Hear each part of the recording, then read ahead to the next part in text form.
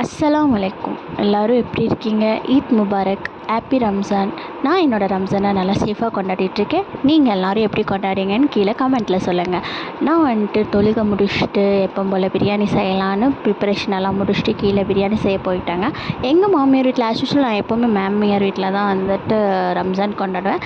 இந்த வருஷமும் பெங்களூர்லேருந்து வந்து அங்கே தான் கொண்டாடிட்டுருக்கேன். என்னென்னா எங்கள் மாமியார் வீட்டில் என்னென்னு பார்த்தீங்கன்னா சட்டி வச்சு தான் பிரியாணி எப்போவுமே சமைப்பாங்க. ஏன்னா எல்லாத்துக்குமே கொடுக்கணும், ஃப்ரெண்ட்ஸ் ரிலேட்டிவ்ஸ் எல்லாத்துக்கும் கொடுக்கறதுனால நாங்கள் அப்படி தான் செஞ்சிட்ருக்கோம். வாங்க வீடியோக்குள்ளே போய் பிரியாணி எப்படி பண்ணுறாங்கன்னு பார்க்கலாம்.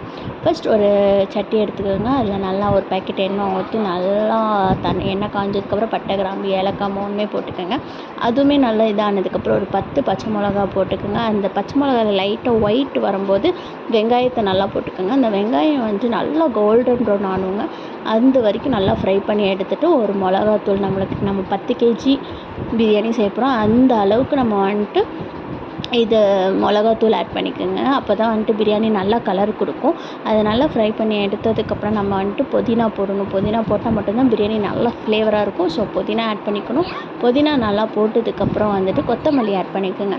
கொத்தமல்லி நல்லா ஆட் பண்ணதுக்கப்புறம் நல்லா ஃப்ரை பண்ணி முடிச்சதுக்கப்புறமா வந்துட்டு நம்ம என்ன பண்ணணும்னா தக்காளி இருக்கு இல்லையா, நல்லா பொடி பொடியாக தக்காளி நறுக்கி வச்சுக்கோங்க. அந்த தக்காளி நம்ம ஆட் பண்ணணும். தக்காளி நல்லா ஆட் பண்ணி நல்லா கலக்கி விடணுங்க. அந்த வெங்காயம், தக்காளி, புதினா, கொத்தமல்லி எல்லாமே வந்துட்டு கலக்கி இந்த தக்காளியெல்லாம் கொஞ்சம் நல்லா மசிச்சு போகிற அளவுக்கு நல்லா நம்ம குக் பண்ணிக்கணுங்க. நல்லா குக் பண்ணி முடிச்சதுக்கப்புறமா நம்ம வந்துட்டு இஞ்சி, பட்டை, கிராம்பு தூள், ஏலக்காய், அந்த பிரியாணி மிக்ஸ் பவுடர் இருக்குல்ல, அது போடணும். அது போட்டு நல்லா நம்ம கலக்கி விடணுங்க. அது கலக்கி முடிச்சதுக்கப்புறம் இஞ்சி பூண்டு பேஸ்ட்டு அரைச்சி அதில் ஊற்றணுங்க. ஊற்றி அதையும் நல்லா கலக்கி விடுங்கங்க. அதில் பச்சை வாசனை எல்லாம் போனதுக்கப்புறமா நம்ம வந்துட்டு வாங்கி வச்சுருக்கிற மட்டன் ஆட் பண்ணணும். ஃபஸ்ட்டு இந்த பச்சை வாசனை எல்லாமே நல்லா போய் அந்த எண்ணெய் பிரிஞ்சு மேலே வருங்க. அந்த டைமில் நம்ம வந்துட்டு மட்டன் ஆட் பண்ணிக்கணும். மட்டனை வந்துட்டு எப்போவுமே வந்துட்டு ஒரு 45 மினிட்ஸ் ஆகுங்க குக் பண்ண. அட்லீஸ்ட் ஒரு 1/2 அன் ஹவர் ஆகும். நாங்கள் விறகு அடுப்பில் தான் பண்ணுறதுனால அட்லீஸ்ட் 1/2 அன் ஹவருக்கு மேலே ஆகும் மட்டன் வேக.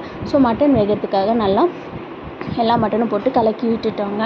எப்போவுமே ரம்ஜான் பார்த்திங்கன்னா நான் சின்ன வயசுலலாம் கொண்டாடும் போது எங்கள் தாத்தா பாட்டி, எங்கள் அம்மா அப்பாலாம் ரம்ஜான் முடிஞ்சோடனே ரம்ஜான் காசு கொடுப்பாங்க. இப்போ வரைக்கும் நான் மேரேஜ் ஆகி நான் எங்கள் மாமனார் மாமியார் வீட்லேயும் பார்த்திங்கன்னா ரம்ஜான் தொழுகை முடித்த உடனே எங்கள் மாமனார் வந்துட்டு எல்லாத்துக்குமே வந்துட்டு ரம்ஜான் காசு கொடுப்பாங்க. உங்கள் வீட்டில் இந்த மாதிரியெல்லாம் யாரெல்லாம் வந்துட்டு ரம்ஜான் முடிஞ்சோடனே, நோம்பெல்லாம் முடிஞ்சோடனே இந்த மாதிரியெல்லாம் ரம்ஜான் காசு எல்லாம் யாரெல்லாம் வாங்குறீங்கன்னு கண்டிப்பாக எனக்கு கமெண்ட்டாக சொல்லுங்கள். அதெல்லாம் ஒரு சின்ன மெமரிஸ் தாங்க. இந்த மாதிரி வந்துட்டு நோன்பு முடிஞ்சோடனே எப்படா அந்த மாதிரி காசு கொடுப்பாங்க, அதை வச்சு நம்ம ஏதாச்சும் வாங்கலாம், இல்லை சேர்த்துக்கலாம். நாங்கள் சின்னதுலலாம் என்ன பண்ணுவோன்னா எங்கள் தாத்தா பாட்டி அம்மா அப்பாலாம் கொடுக்கும்போது அதிலலாம் நாங்கள் வந்துட்டு தூரி விளையாட போயிடுவோம். அந்த டைம்லாம் நிறைய தூரிஸ் எல்லாம் போடுவாங்க. நிறையா பார்க் மாதிரியெல்லாம் போட்டுப்பாங்க. அதிலலாம் நாங்கள் குழந்தையா இருக்கும் போதெல்லாம் விளையாட போயிடுவோம். இப்போ நாங்கள் என்ன பண்ணுறோம், அந்த காசெல்லாம் சேர்த்து வச்சு இல்லை எங்கேயாச்சும் வெளியில் போகிறதோ, இல்லை ஏதாச்சும் ஹோட்டலுக்கு போகிறதோ, இல்லை வேறு ஏதாச்சும் வாங்குறதோ அந்த மாதிரியெல்லாம் போயிடுச்சு. அந்த மாதிரி தான் எங்கள் மாமனார் மாமியார் வீட்டில் இப்போ வரைக்கும் ரம்ஜான் பக்ரீத் ஆச்சுனாலே எங்களுக்கு ரம்ஜான் காசோ பக்ரீத் காசோ கொடுத்துருவாங்க.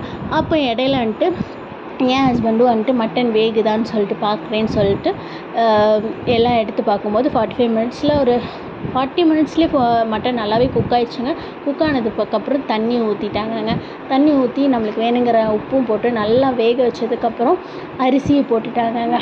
அரிசி நல்லா போட்டுட்டு 10 கிலோ சமைக்க போகிறோம். ஸோ 10 கிலோ அரிசி அதில் போட்டாச்சுங்க.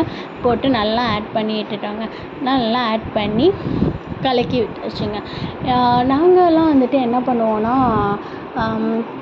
பிரியாணி சமைச்சோம், ரம்ஜான் டைம்லாம் பிரியாணி சமைச்சோன்னா அப்படியே அந்த அண்டா பக்கத்துலேயே இப்படி நின்றுக்குவோங்க. பிரியாணி அந்த வாசனை பார்த்துக்கிட்டே நின்றுக்குவாங்க. ஏன்னா அது அவ்வளோ அழகாக இருக்கும் அவங்க சமைக்கிறதே.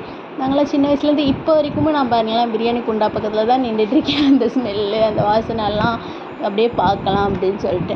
அப்புறம் கடைசியில் தம்மு வைக்கிறதுக்காக தம் போட்டாச்சுங்க. அந்த கொஞ்சம் அரிசி மேலே வரும்போது இந்த தயிர், லெமன் மட்டும் வந்துட்டு போட்டால் கொஞ்சம் அந்த புளிப்பு கொடுக்கும். அதனால அவங்க எல்லாருமே லெமன் புழிஞ்சு அதில் ஊற்றிட்டுருக்காங்க. லெமனெல்லாம் புழிஞ்சு ஊற்றுனதுக்கப்புறமா வந்துட்டு லாஸ்ட்டில் வந்துட்டு கீ ஆட் பண்ணணுங்க.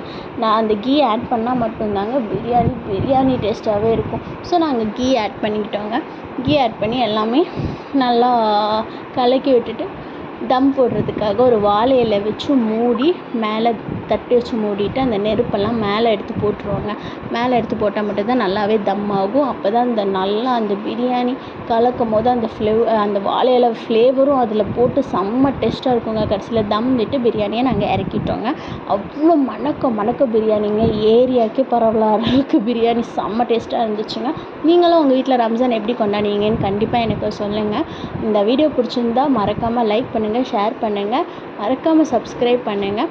நாங்கள் வந்துட்டு பிரியாணி செஞ்சு முடிச்சதுக்கப்புறம் இன்றைக்கி என்னென்ன சமைச்சோன்னு பார்த்தீங்கன்னா, பிரியாணி, சிக்கன் கிரேவி, தயிர் சட்னி, அதுக்கப்புறம் ஸ்வீட்டுங்க. நாங்கள் வாழையெல்லாம் விரித்து எல்லோரும் உட்காந்து சாப்பிட ஆரம்பிச்சாச்சுங்க. எங்கள் ரம்ஜான் இந்த மாதிரி ஜாலியாக போச்சு. உங்கள் வீட்டிலலாம் ரம்ஜான் எப்படி போச்சுங்கிறது கண்டிப்பாக சொல்லுங்கள். பாய். அதற்கு stay tune for my another video. Bye.